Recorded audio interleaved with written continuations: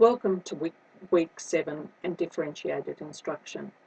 This week's lecture is online, however the tutorials are clearly a practice session for you to understand what's required in differentiating assessment tasks and what's required in terms of the literacy booklet.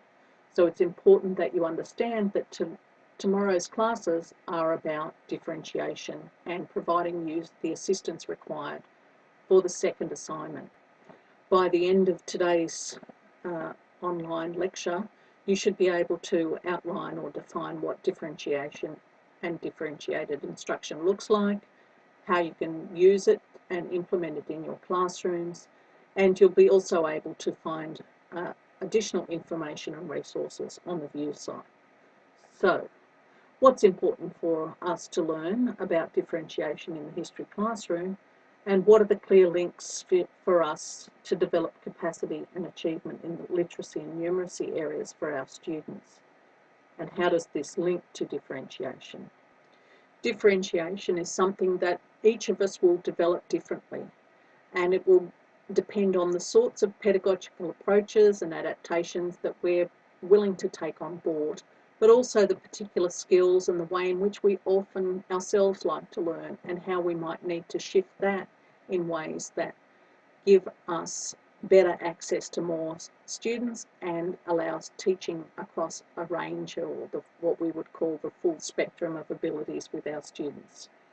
And differentiation gives us the ability to provide multiple entry points for learning tasks, assessment items, and outcomes that are tailored in a variety of ways to suit students' needs. So when we look at the AITSL standards, we're asked to know our students and know how to teach them. Well, Tomlinson basically is the guru, if you like, of theorists in terms of differentiation. And her work is truly about student-aware teaching in a range of either gifted and talented or inclusive settings, and how it's important for us as teachers to be ready to engage with students at a range of levels of instruction through different learning modalities and appealing to different interests using a variety of rates of instruction along a varied degrees of complexity. And what that means is that we've basically got to have a range of tools in our toolbox as teachers, and a range of pedagogies available to us and strategies that we can adapt and bring to students on a daily basis to ensure that students all have access to curriculum. Tomlinson's work then goes on to talk about how we give and provide a range of ways in which we can give individuals the ability to learn as deeply as possible and as quickly as possible, without assuming that one student's roadmap or pathway on the learning journey is identical to anybody else's, but in recognising that every student's journey is different, recognising that every teaching opportunity has to have multiple entry points and exit points for a whole range of students. And that basically the learning involves, for all students, effort, risk and personal triumph, whatever that may mean in terms of large and or small triumphs on a daily basis. So when we look at AITSL again and what really matters in terms of our teaching, it talks about knowing our students in terms of their readiness, so knowing their abilities, their literacy and numeracy abilities, what they actually like to do, the learning styles that they like to engage with the most, the sorts of multiple intelligences that they also like to engage with, but also like to achieve success in. What are the practical and doable things in a classroom?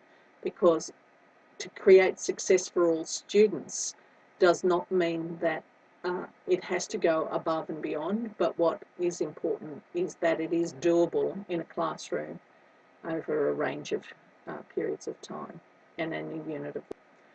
So let's look at making differentiation happen, and where are the areas in which differentiation might happen.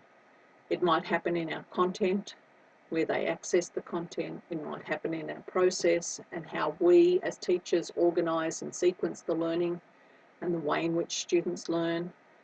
It might be also in the product and how they've demonstrated what they can learn, whether it's a hands-on activity, whether it's an oral presentation, many of which we've already looked at in the first few weeks of our course, and the environment. How is the learning structured?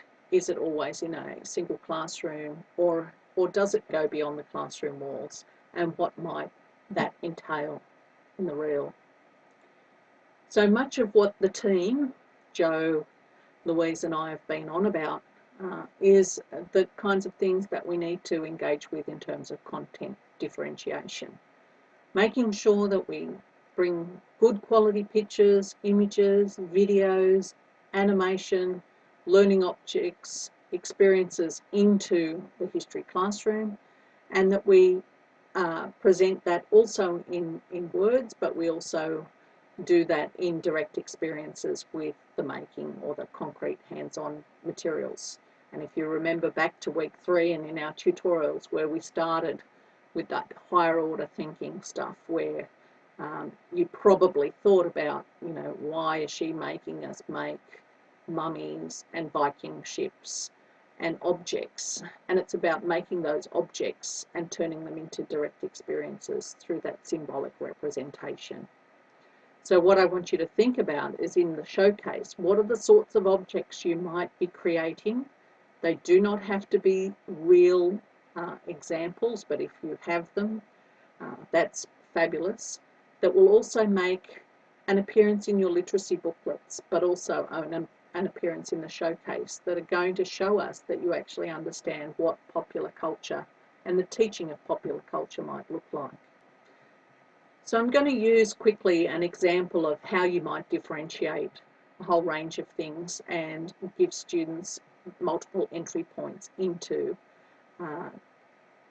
a literacy task. For example, looking at the 1960s and where students might have already previously researched a whole range of words, where they then created a Wordle by using all of those words in the into the Wordle software.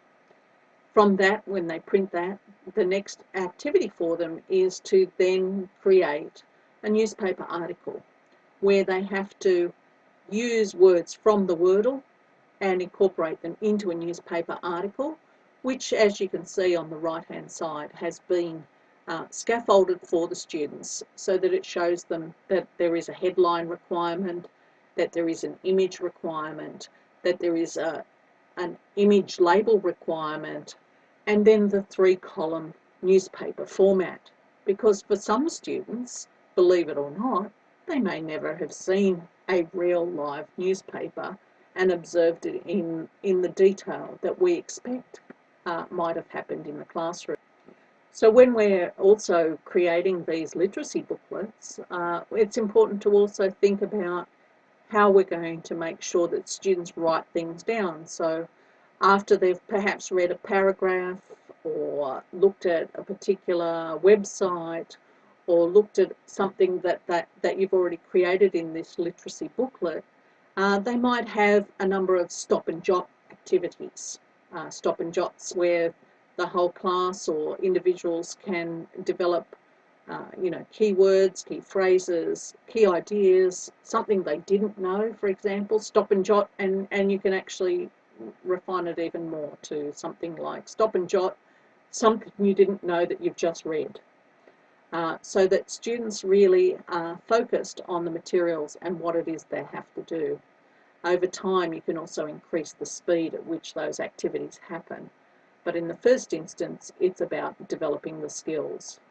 Another thing I want you to think about, perhaps not on prac, but certainly long term, is changing the environment and the approaches and the understanding about homework, and how it might involve and work with more community-based experiences, which is different again from online learning or a virtual world.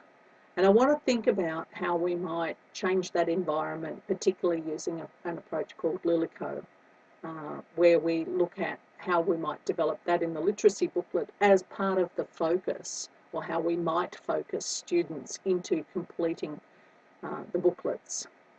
Okay, so let's look at an example of how a grid, what we call a Lilico grid, might be adapted into a Year 10 approach for something like popular culture, where the students progress through a range of activities and a range of choice until they actually complete all of the activities in a booklet.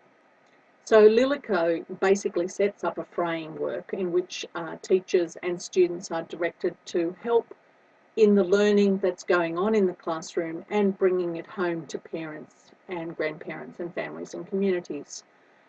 So one of the things that we might look at are how we can incorporate some of the things that will improve literacy in terms of spelling, like using the look, cover, write, check method, which is often used in a primary school, but very rarely seems to evolve over into a secondary setting, but is an important stage in terms of getting parents to understand the important role of spelling. Maybe actually in combining the literacy depth study booklet into part of the Lilico activities, where they're going to do particular pages, and you might actually set it up as learning contracts, and that they might have to do some each day, and that there's progressive, if you like, check dates where students can complete work and have things done. Another one might be reading and reading out aloud to their parents from their booklets, and getting to see if parents actually know anything about popular culture and how they can share those kinds of experiences. Housework, believe it or not.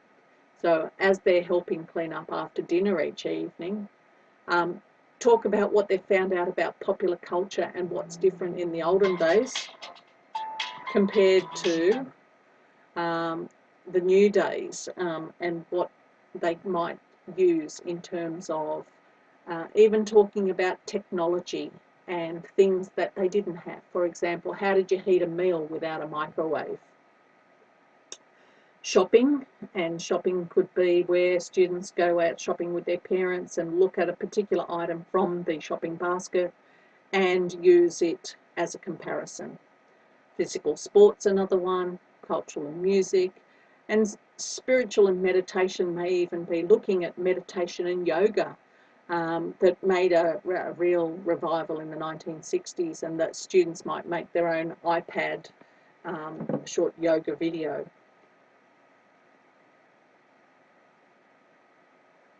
Other interesting ways in which we might adapt and develop literacy skills are the creation of new words and giving students an insight into insight into a particular topic, but how it's made inroads into words today.